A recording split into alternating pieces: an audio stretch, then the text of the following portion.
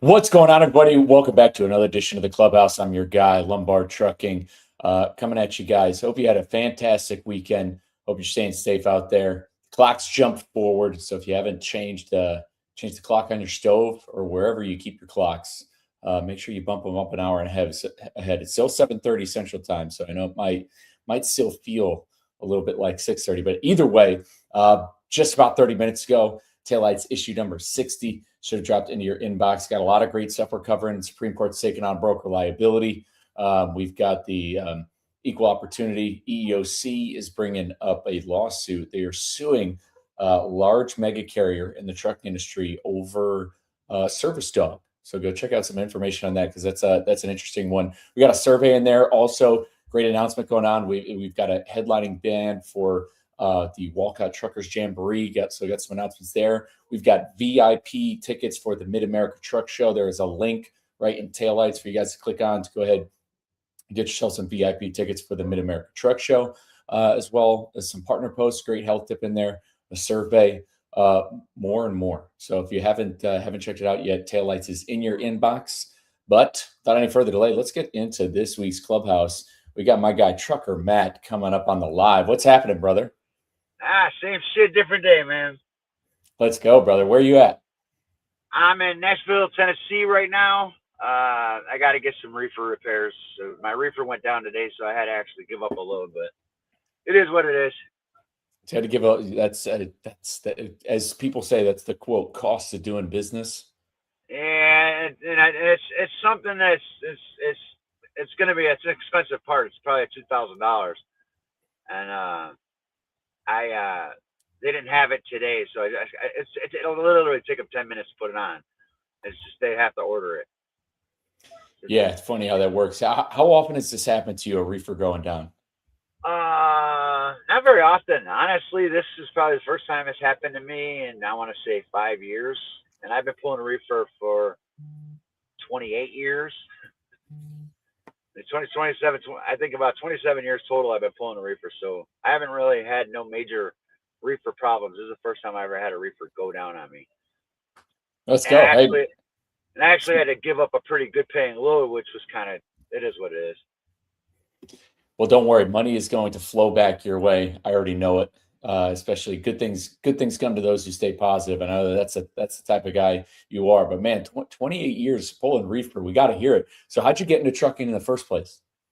I got out of the military in '86, and honestly, I started out as I was a mechanic in the military, so I was a trailer mechanic at a shop in Chicago, and I started seeing these drivers coming in all the time, and I'm like, man, I wonder how much these guys get paid. And then I started finding out what they were getting paid. I'm like, man, I got to change my career. So I went and I took the CDL test. Back then, it was so simple. I mean, I had it done like in 4 or 5 days, and the company hired me on and trained me. I trained maybe 6 months, and I was on the road. Really? Yeah, I'd love to hear about that. Only because there's a lot of talk in the news about CDL training. School. I've put in the newsletter about third-party testing in the schools. But yeah, your process of getting a commercial driver's license. You said this is around '86. Yeah, it was actually '89 was when I did it. I got out of the military '89. Mm-hmm. '89. So all you had to do then is go down to the DMV. You took the test, and then you try to get some skills. And we didn't have automatics back then. All we had was manual. So you get behind the wheel of a truck and get some skills, and then you go over there and take the test. Just you practice backing up and stuff like that. They did test me on some of that stuff, but now the testing, like I've been doing this for 30 years. I bet I can't. I bet I would if I had to go take that test. I don't think I could take it. I don't think I'd pass it. Yeah, a little bit more experience. So I'm curious, but you said you had to Well, get there's verbiage and stuff that you got to know for all these for the new tests. I know because I trained. I've trained 1, 2, 3, 4, almost 5 drivers. My son-in-law, 3 of my friends, they're all still over the road drivers. But they went and took their permit test and then went on the road with me for a couple 3 weeks, and then they went back and went to the school down in Florida where I live now, and they took the test there. but they had to go through their course, that school's course, which is like another $1,500. Yeah, that makes sense. I was curious, how did you get some time behind the wheel after you had taken your tests? Well, because I was working as a trailer mechanic, there was always drivers that would let me drive their truck, and I used to have to spot the trailers into the shop. So I had to learn how to back them up. I mean right away as soon as I took the job as a trailer mechanic, one of the things I had to do was back that trailer into the shop. So I already knew that I had the backing skills. I was like, man, you know what? I'm going to try this to see if I can get behind the wheel of an actual truck. Let's go. And then the first company you're with, you said you trained with them for about 6 months. So were you doing local stuff? Did you immediately Yeah, go over the road? no, I was local with them for 6 months running the rails in Chicago. They probably sent me with a trainer maybe I want to say 3 or 4 days, and then I was out on my own. But I was always following with another. I was always running with another driver, and we would go pick up containers at one rail yard and take them over to another rail yard. So basically, my training happened in the city of Chicago, where bridges were 12.6, and I learned real fast the hard way. Yeah, that's good. That's good training right there. Trial by fire, especially doing those local Yeah. runs. Yeah, grabbing containers. Yeah, Oh, that's I made some mistakes, man. I made a lot of mistakes. When I look back, I was like I thought there was times I was gonna get fired. I went in the safety manager's office, and he's like, "Man, these are all rookie mistakes. These are all rookie mistakes. You'll get through it."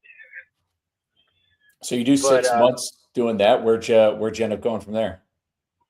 then that's when I bought my first truck.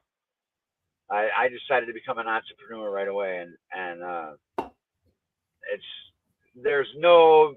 I mean, I moved to Florida 21 years ago, and I was running a business. I had 3 trucks going there, and then when the housing market failed, I took the last truck and went back over the road. So the road is always where the money was at, unless you have some sort of contracts that you can get set up, which occasionally I was doing. I did that for a couple of years down in Florida, but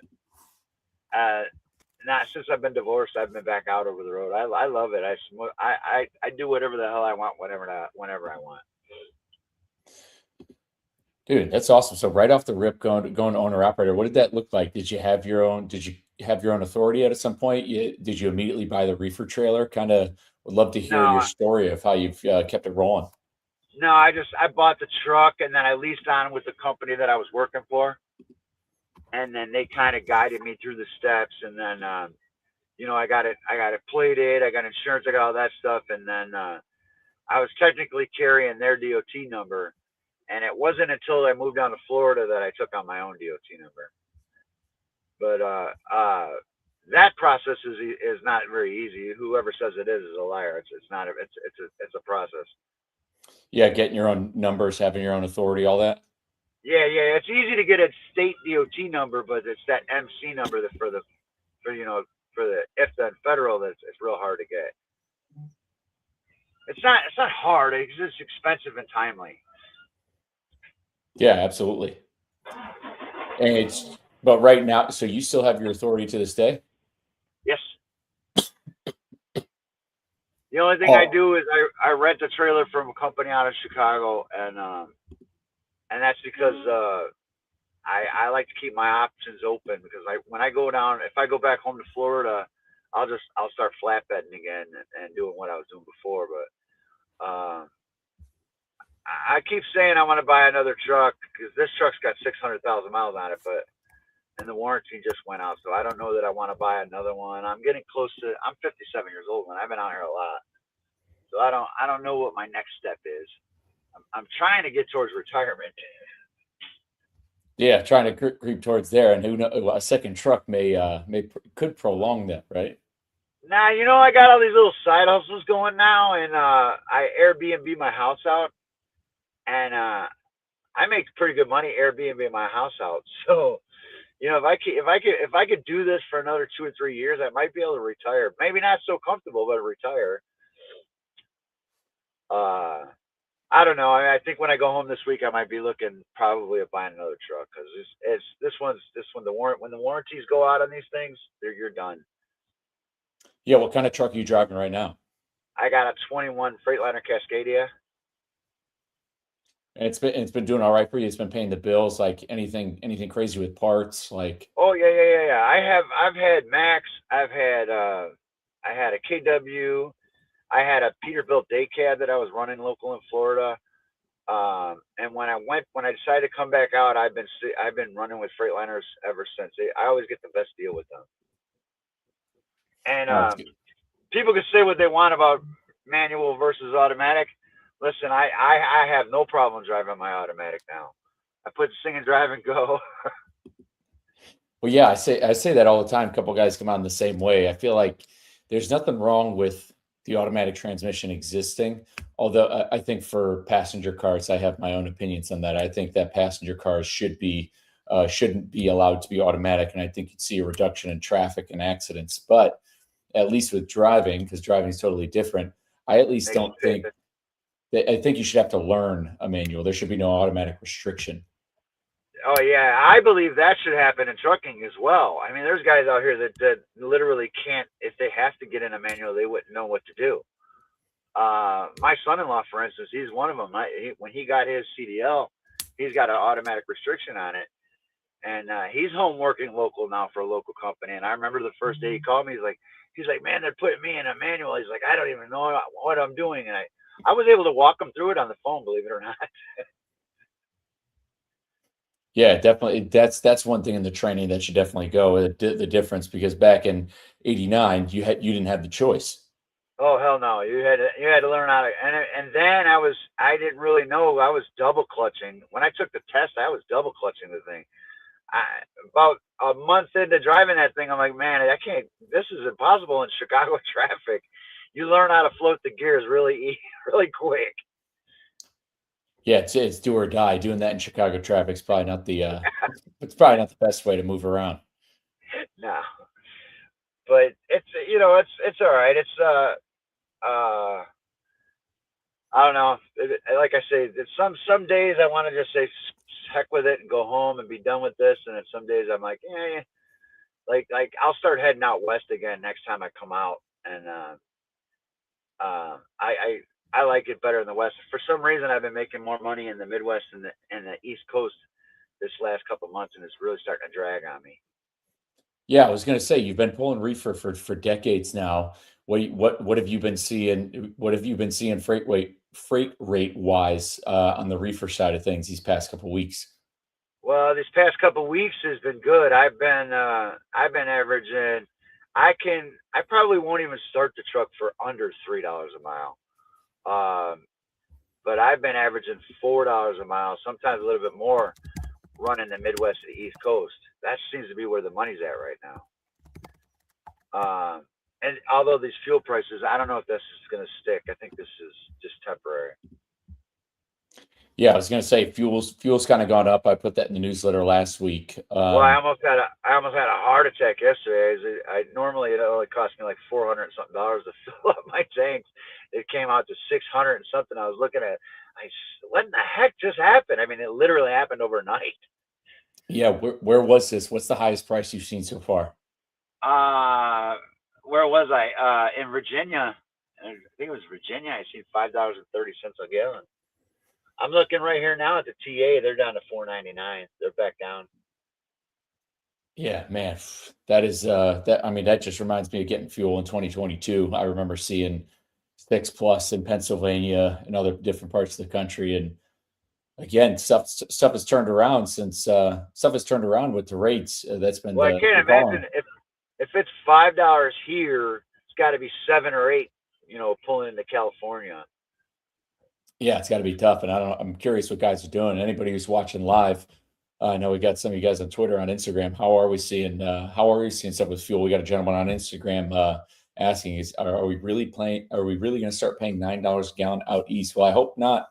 Rasta Coog, that's his Instagram name. I truly hope not. We want it to hopefully start trickling back downwards, and who knows? I mean, I think it's kind of up in the air. Nobody really knows at this point, but you're saying you don't think it's going to last. I'd love to hear why. No, I think it's temporary. I think this whole war thing is going to come to an end. He got on. The president was able to. He was able to bring the prices down today just by talking to the media. Mhm. that's how volatile that it is. The president literally can say a couple words to the media, and next thing you know, it drops back down 50 cents a gallon. Yeah, So which it's kind of egregious when we look at it that way. Just the fact that, and especially because like I don't think that fuel should be able to go up because the fuel that's already there, that's at the gas station or at a yeah, truck right. stop, has We've already already been paid bought. for that.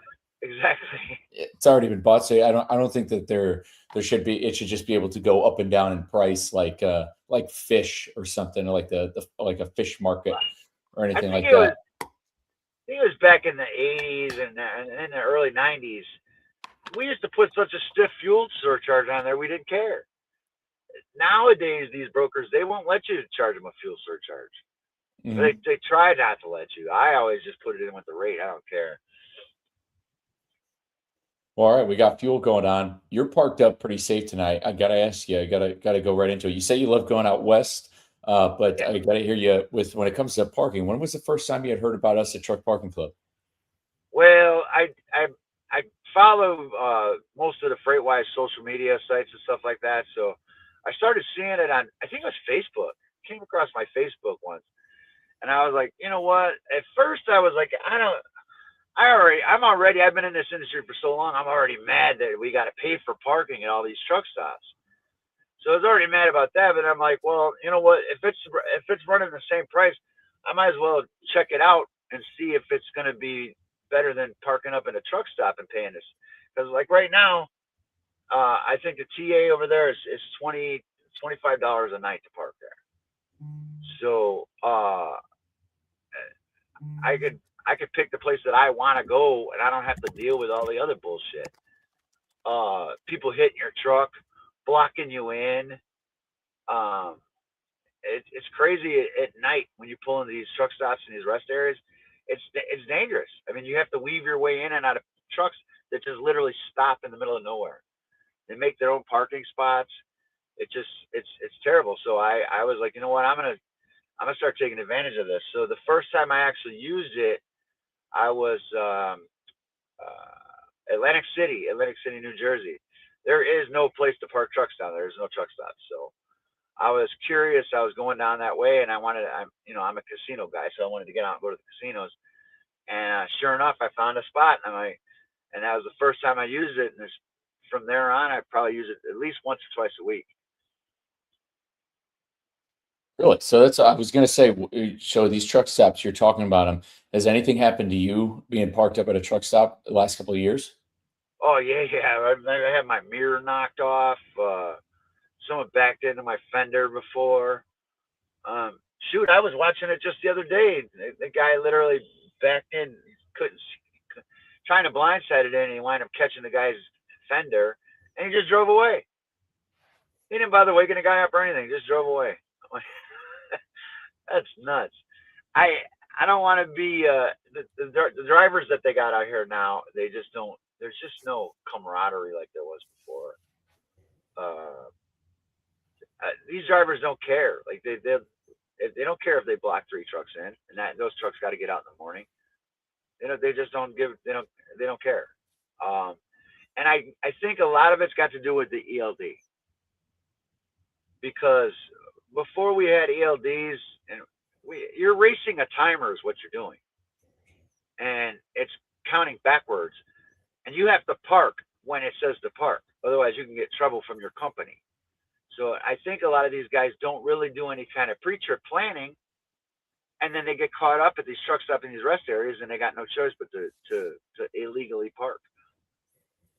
It's unsafe seeing them on the rest areas on the side of the road on the shoulders like that. It is that's extremely dangerous.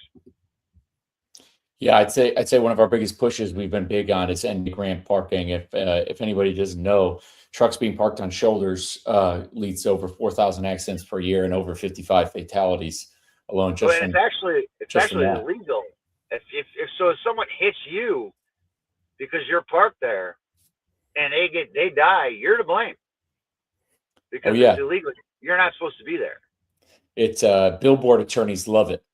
They Oh love yeah, blank parking. absolutely, absolutely, and it's crazy. Like I was coming down 81 South, out of Virginia, and I was just looking at the rest areas, and I'm just counting the amount of trucks that are going down at the end of the off ramp to the rest area and the on ramp. There's so many trucks. Like when you're coming into that rest area, it's you got to be almost to a dead stop before you go in there because they're all lined up in there on top of each other. Yeah. Oh yeah. I've never So been a same I'm in all Texas. I've always been I've always been a fan of safe parking. I'm real particular about where I park. I like certain areas. I won't stop because I've been in the industry for so long. I know where to stop, when to stop. I don't have to really do the pre-trip planning like most everybody else does. And I'm not going to run more than 10 hours a day. I don't really need to. So, I'll run my 9 or 10 hours and I'll find myself a suitable place to park. Yeah, absolutely. Those spots you had mentioned, I'd love to hear about, yeah, some of our locations you had stayed at. So where have you been parking when you use Truck Parking Club? So far I've used it at Atlantic City, which was really great. The guy was actually the guy that owns the site was there. He was on site, and I through the app I had texted him. That was the first time I used it, and I said, "Hey, my truck's here. I'm gonna catch an Uber and go down to Atlantic City." And he's like, "Great." He's like, "You got that red truck, right?" And I'm like, "Yeah." He's like, "I'll keep an eye on it. You're all good." I'm like, "That's so cool." So after that, I think the next one would have been Nashville because I'm always here. And I got out and I like I said, I like to get out of the truck. So the one that the truck parking club that I use in Nashville because there really is no truck stops here. There's one in Antioch and there's one on Trinity Lane, which is a dump. I mean, there's more riffraff in there than there's anywhere. I mean, I don't feel safe in there anyway. I would never park there. But at the truck parking club, one I use on Fessler's Lane, they got a security guard in there.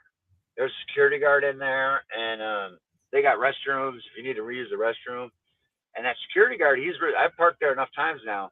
He's real tight. Like he comes up and checks your truck to make sure that you're actually the person you say you are. Yeah, So that's good. he's kind of running a tight ship.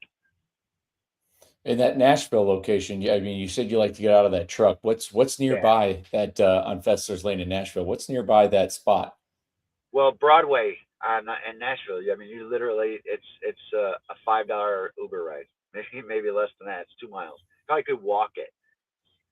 Uh, Back in the day, we used to have a TA that was close to there, and we used to just walk. And I love Nashville. Nashville's got. I'm down on Broadway with all the honky tonks and stuff like that. I love that. That's what I like to do when I get done driving, and I got some time off the next day. I like to get out of the truck. So Nashville's always fun, and but that particular place where I've been parking is actually really nice. They take care of you there. No, that's awesome. I love it. I got Tim is in the YouTube comments. He's saying his dad is a driver. He's got some stories. I know I didn't pre warn you for this, but I gotta ask you. You said you've been out here 28 years, right? Yes. 20, yeah, or 28 years pulling reefer at least. What is one of the craziest stories you've seen since you've been over the road? Like what? Like accidents, lot lizards. I mean, I could tell you all kinds of stories. I mean, yeah, something where maybe it's happened once, but it's never happened again. I mean, I wouldn't say accidents, but what's the craziest thing you've seen go happen, whether it's at a truck stop or whether it's at a shipper receiver, something that sticks out. I had I used to not really even. I mean, back in the day, I didn't really care. I woke up one time and there was a guy sitting in the seat, the driver's seat of my truck, and I'm like, what in the heck? And he's like, oh my god, I'm in the wrong truck. Scared the shit out of me. He almost got hurt. That's probably about the craziest thing that ever happened to me. As far as accidents, man, I've seen it all, especially in the ice and the snow. I've watched trucks just slide off the road and jackknife. I've been caught up in snowstorms. Sometimes I was on the PA Turnpike for 5 days. One time, the National Guard actually had to come out and bring us food and water because they couldn't get us out. Man, when was I was this? Yeah, I was running FedEx at the time. I want to say 9 years ago was that snowstorm. 9 years ago, yeah, I was running FedEx at the time, so we really couldn't. We're on a time. I still pull FedEx once in a while when I get in and out of Chicago. I drop the reefer and I'll take a drive at FedEx load because the company I work with is contracted to FedEx too. But uh, you have a time frame. You have to run it. So snowstorm or not, you can't stop. So I'm going down 81. I'm on the PA Turnpike, and somebody had spun out up by the tunnel, right where those airplanes went down from 9/11. Uh, Somebody spun out in the tunnel, and then the traffic backed up for about 50 miles, and then it snowed something like 28 inches on us that night. Oh, So they literally had to. I mean, we were just stuck there for the first 3 days. Then they started getting everybody out of the cars, and tour buses and stuff like that. They started actually taking people out. They were coming by with 4x4s, the military was, and they were pulling people out and getting food to them and getting blankets to them, stuff like that. And I'm like, what about us truck drivers, man? They don't care about us. Well, obviously, they knew we could keep our trucks running, but there was guys that ran out of fuel. They had to come and give them fuel. And I remember a front end loader actually had to come out and move the snow out of the way to finally get us rolling. And they put chains on us and to pull us to get us moving. And it took them 2 days to clear up that mess. dang, that's wild. I'm glad you made it out safe from that. I mean, kind of moving on from parking though, I gotta definitely gotta. Well, number one, big shout out to Josh coming in here for anybody listening. I-20 eastbound, a truck had hit a bridge tonight in Pecos, Texas. So if you're out there in West Texas, I-20 eastbound, somebody has hit a bridge, and we're hoping that he's okay. But kind of closing it out, I'd ask you. We talked about some issues in the industry, besides with parking and maybe some stuff with automatic transmissions. But what do you think is the biggest issue in the industry going on right now? If you can lift one, if you could change something right now. It's parking. I mean, it's the biggest issue right out here right now is. Now I'm gonna add one other thing. Driver training. I mean, I don't think that they're training these drivers enough when they put them out here on the road, and then parking. Parking is a major issue because these guys are running against a clock that's going backwards. So they're running. They're trying to run it, max out their mileage, running their full 11 hours, and they stop right when their clock's about to end. Or they'll run on personal conveyance for as long as their company will let them get away with it. But it's terrible. It's probably the worst I've seen it. I saw it anyway, and that's part of the reason why I started using the club is because it's just it's terrible. It's bad. I get so mad now, and I think maybe because I'm older, I just don't have the patience that I used to have. I don't. When these guys are coming, even when they're pulling in and out of the truck stop, they don't want to get their ELD moving, so they creep along at 2 mile an hour, and it's got trucks backed up everywhere. It's just crazy, man. It's so crazy. Yeah, I feel you on that. Well, if you could, last question I got for you for tonight. If you can give one piece of advice to a new driver, what would it be? Uh, Pre-trip, pre-plan, pre-plan, pre-plan, pre-plan. I can't state it enough. And don't just use your GPS. Use a road atlas. Get an idea of where you're going to go and where you're going to park. We have the option of using the internet nowadays.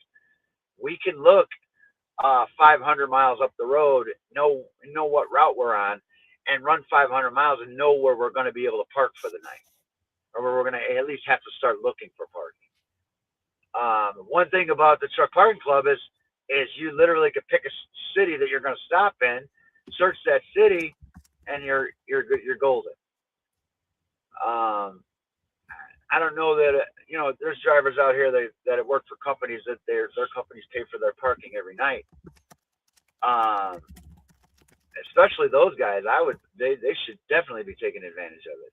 Now, I'm not going to say that I'm going to use it every night. Like if I got the option for free parking, I'm going to take free parking all the time. That's the entrepreneur in me. Uh, but in order to do that, you have to end your day early. You have to end it before dark. Otherwise, you're done. I Absolutely. So think that pre-plan. yeah. So pre-plan. I can't stress enough. Pre-plan. I mean, get an idea of where you're going and where you're going to stop for the night, and have some sort of plan in place before you just take off. Because a lot of these guys, they just start that clock, they turn on that GPS, and they haul ass, and then they get caught up in a position where they're caught up at a rest area or something like that. And they got no place to park.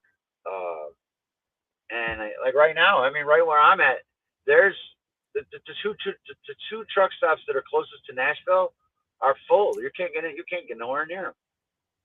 So if you have a delivery in Nashville, you have to decide where you're going to park before you even get here, unless you reserve some parking at a truck stop, which is not very easy to do nowadays neither. I used to be able to do it on Pilot on their app. I think you can still do it on the Pilot app, but I'm not too sure about TAs. I think the TAs you have to pay for the parking when you get there, and Love's doesn't even offer any paid parking. I remember when Pilot first started doing it, and actually it was, even though it was a thorn in my side knowing that I had to pay for it, it worked out because I would always have a place to park. I always knew, because I've been doing this long enough. I knew I was going to be in a certain area.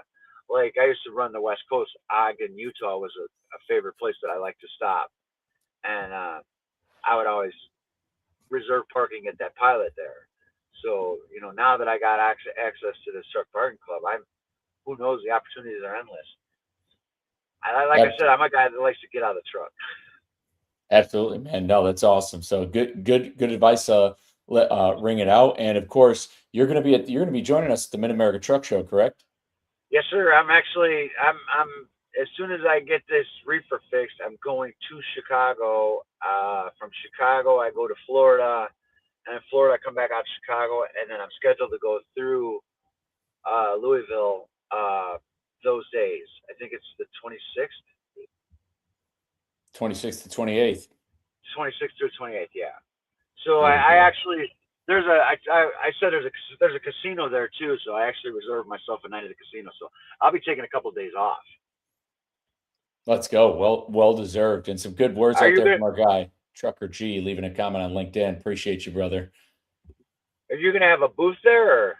Oh yeah, we'll have a booth set up. We're gonna be inside and outside at Mid America Truck Show for anybody listening. So we're gonna have a booth inside set up for everybody, and then we're also gonna have a 1978 TransStar International TransStar outside.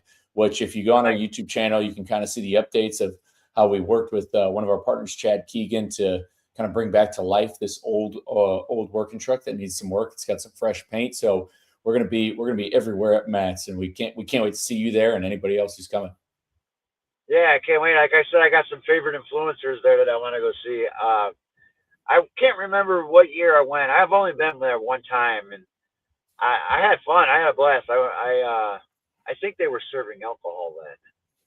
Oh yeah, they're still inside the convention center. They'll be they got beer and refreshments that's being sold all day. Yeah, that was a good deal.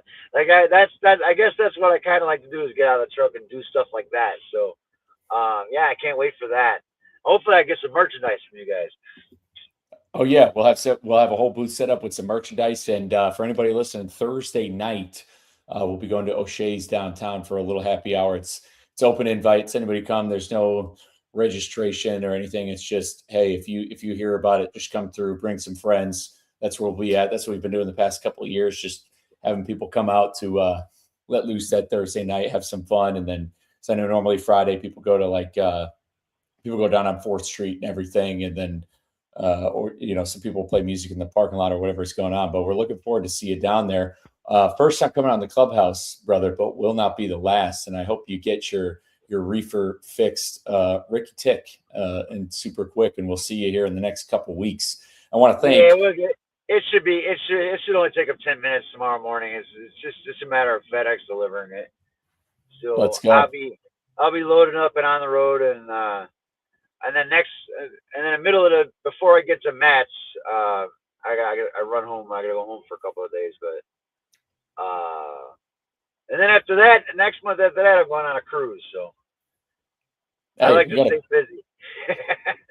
We got great times in front of us. I appreciate you, Matt, for coming on again. I appreciate you guys for tuning into the Clubhouse Live, by the way. You're jumping on Facebook, YouTube, Twitter, Instagram, wherever you're tuning in at. Again, if you need anything at all, do not hesitate to reach out to myself or a gentleman like Trucker Matt. We partner with guys like Matt because he wants to help lead this industry better than he found it, which is exactly what we do at Truck Parking Club. We help truckers save time and fuel, thus money, by working with existing property owners so they're able to book and reserve truck parking nationwide. Guys, we've got almost 4,500 locations. If you need parking tonight, again, you get $20 off using that code MATT150. But with that, guys, stay safe. We will catch you back here same time next week. Hammer down.